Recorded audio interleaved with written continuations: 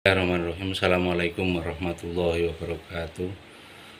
Perkenalkan, saya Suparjono dari Sistem Informasi 2457201052. Pada kesempatan kali ini akan saya sampaikan presentasi dari pengantar teknologi informasi dengan judul prosesor. Kami dari kelompok 2 yang beranggotakan Kumala Dewi Najla Khairunisa, Dina Agustin, Rizky Saipullah, M. Basit Ar-Rasyid, dan saya sendiri Suparjono.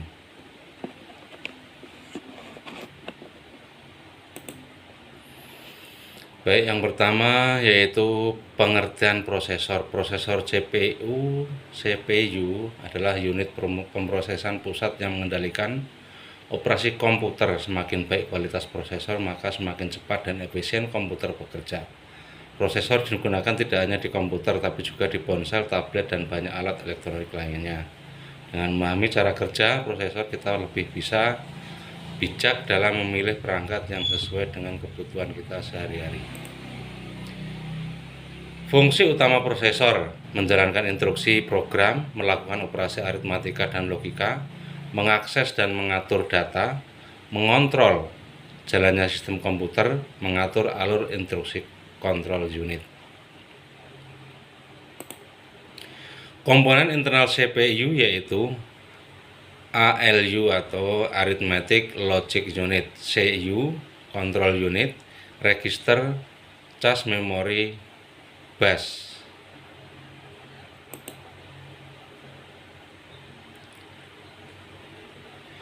Teknologi fabrikasi modern: ukuran transistor 90 nm ke 3 nm. Produsen TSMC, Samsung, Intel. Teknologi baru 3D Cache AMD. Chiplet Design. Perbandingan produsen prosesor: Intel stabil, mainstream, contoh Core i9 14900K. AMD performa tinggi, harga efisien, Ryzen 9 7950X.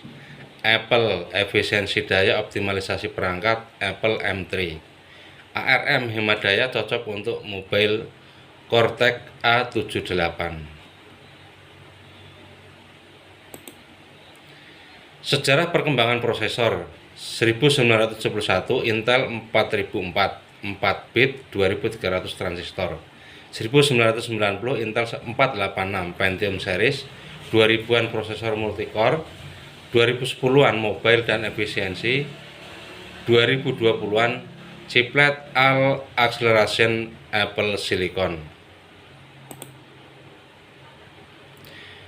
Jenis-jenis prosesor berdasarkan produsen: Intel Core i3, i5, i7, i9, Xeon, Pentium, Celeron. AMD Ryzen, Athlon, Threadripper, EPIC. Apple seri M1, M2, M3 berbasis ARM. Qualcomm Snapdragon ponsel. MediaTek Helio, Dimensity ponsel, and IOT.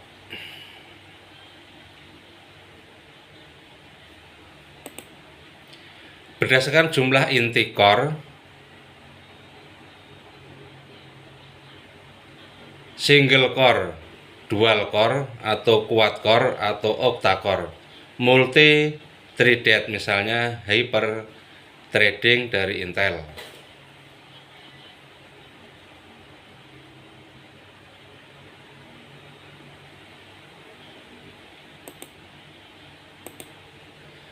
Aplikasi prosesor CPU: komputer dan laptop menjalankan program dan sistem operasi. Smartphone dan tablet mendukung aplikasi mobile dan komunikasi. Server dan data center menangani komputasi besar dan cloud. Perangkat IoT digunakan di smart home dan alat pintar, elektronik konsumen, smart TV, konsol game, kamera, dan lain-lain. Otomotif mengatur sistem kendaraan modern.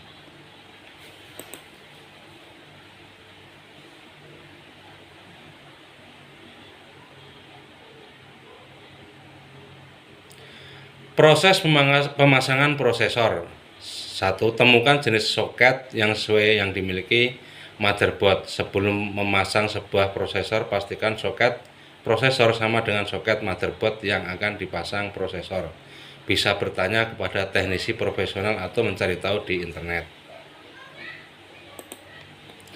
Proses pemasangan prosesor. Yang kedua, belilah jenis prosesor yang akan dipasang. Belilah prosesor baru di toko komputer jika sudah mengetahui jenis soket motherboard mendukung jenis prosesor baru yang dibeli. Proses pemasangan prosesor yang ketiga, pemasangan prosesor ke motherboard. Untuk pemasangan prosesor ke motherboard yaitu dengan sejajarkan segitiga emas di ujung prosesor ke segitiga emas yang berada di motherboard. Setelah itu masukkan prosesor secara perlahan. Proses pemasangan prosesor yang keempat yaitu tutup tuas zip zero insertion force untuk mengunci prosesor. Ambillah heatsink yang tersedia di box prosesor dan pasanglah heatsink di atas prosesor sesuai dengan instruksi yang ada di box. Apabila heatsink tidak dilapisi oleh thermal paste, maka akan terjadi overheat yang mengakibatkan prosesor cepat panas, yang mengakibatkan prosesor cepat rusak dan komputer berjalan lambat. Kesimpulan, prosesor merupakan inti dari sebuah komponen komputer, namun prosesor juga berperan penting di komponen elektronik lainnya seperti ponsel, tablet, dan lainnya. Fungsi prosesor diantaranya adalah menjalankan instruksi, mengakses, dan mengatur data. Adapun perkembangan prosesor itu sangat signifikan, yaitu peningkatan kecepatan, efisiensi energi, dan peningkatan kemampuan dalam menjalankan berbagai tugas. Demikian presentasi yang bisa saya sampaikan pada kesempatan kali ini. Mudah-mudahan bermanfaat khususnya untuk saya pribadi dan umumnya untuk para pemirsa dan para pemerhati presentasi saya pada kesempatan kali ini. Mudah-mudahan Allah memberikan taufik pada kita untuk bisa memahami dan mengamalkan, dan ilmu kita ini bermanfaat di dunia wa dunya wal akhirah. Demikian, billahi taufiq wal hidayah. Wassalamualaikum subhanakallahumma wa bihamdika asyhadu an la ilaha illa anta astaghfiruka wa atubu ilaik. Assalamualaikum warahmatullahi wabarakatuh.